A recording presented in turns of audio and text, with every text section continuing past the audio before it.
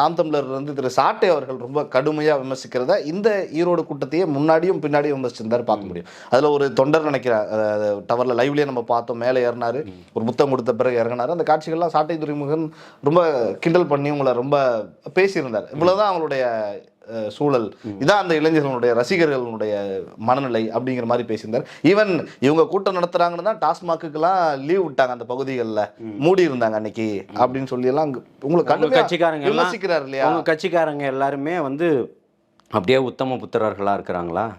இங்க யாராவது குடிச்சாங்கன்னு சொல்லுங்க, கூட்டத்துல சீட்டாடினாங்கன்னு சொல்லுங்க, இல்ல ஒரு தொண்டனை தளபதி பேசிக்கிட்டே இருக்கும்போது இறங்கி வந்து மூஞ்சிலே குத்துன்னு குத்துனாருன்னு சொல்லுங்க.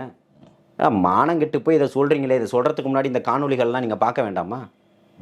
பார்க்கணுமா வேண்டாமா? இல்ல மேல ஏறுறாங்க, இப்படி எல்லாம் நடக்குது. சரி, நடந்ததுனால உனக்கு என்ன பிரச்சனை? நாம் தமிழர்ல இந்த மாதிரி உங்களால சொல்ல ஏன் மக்கள் வாக்கு போடல? ஏன் 14 வருஷமா கதறீங்களே? ஏன் உங்களை ஒரு கவுன்சிலர் கூட தேர்ந்தெடுக்கல? ஏன் ஒரு எம்பி வர முடியல? ஏன் ஒரு சட்டமன்ற உறுப்பினர் வர முடியல? அதுக்கு என்ன சொல்ல போறாரு நண்பர் சாட்டை?